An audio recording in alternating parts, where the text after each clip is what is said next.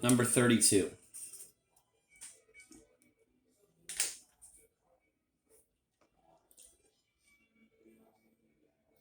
One Saturday, she had missed her novel bridge time because her uncle came to visit her.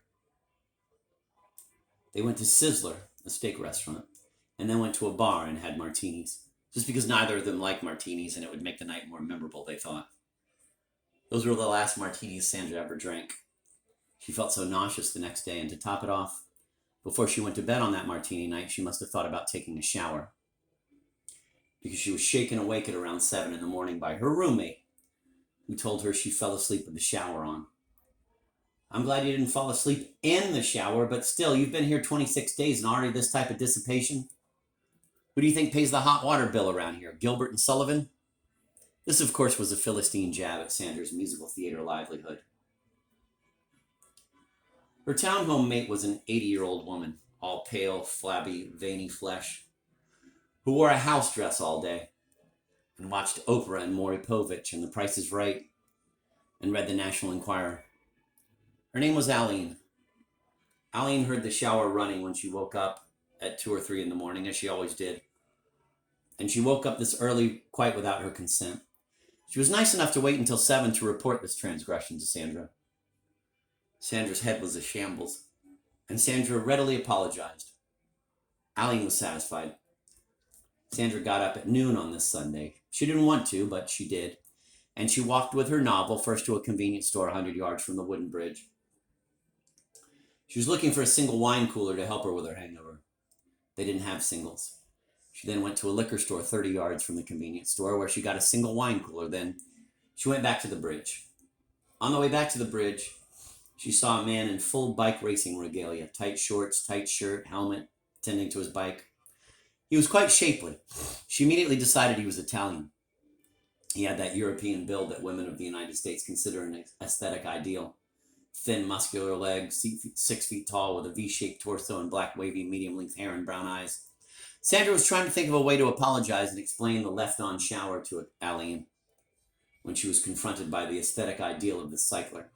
He had his bicycle upside down and his hands and face were smeared with grease. And when she drifted into his immediate area, he turned and looked at her and then did a classic double take. When she was closing in, he stepped toward her a little too quickly and stuck out his right hand for a shake, something he wasn't used to doing, but he had quickly learned that going in for a kiss on the cheek or embracing a casual acquaintance in the U.S. wasn't professional. He was working at a university in Barcelona just last year where embraces were so common they were audible from 20 yards. A hand cupped onto your shoulder, your acquaintance would admire you, and the resounding kissing of cheeks to the right and left would splash out as a greeting grand finale. If needed, you would head to a bar conveniently located on campus just for professors. It was brightly lit, not like your typical American bar.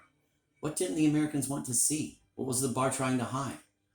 There were 20 low tables with 4 chairs apiece encircling them, and not really chairs, more like individual sofas.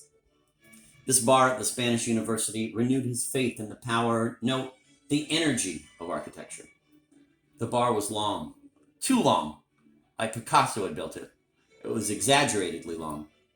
It ran the entire length of the inner space, about 80 feet. It was high, too, about 5 feet high. So, at 3-foot intervals, there were little blocks, gray blocks that matched the slate of the bar, for people who were too short to reach the bar. Unbelievable logic. A little off the exact center of the bar, there was a 6-foot-long, 4-foot-wide slope which penetrated behind the bar. Not only for the delivery of kegs and cases of beer and wine, but for wheelchairs.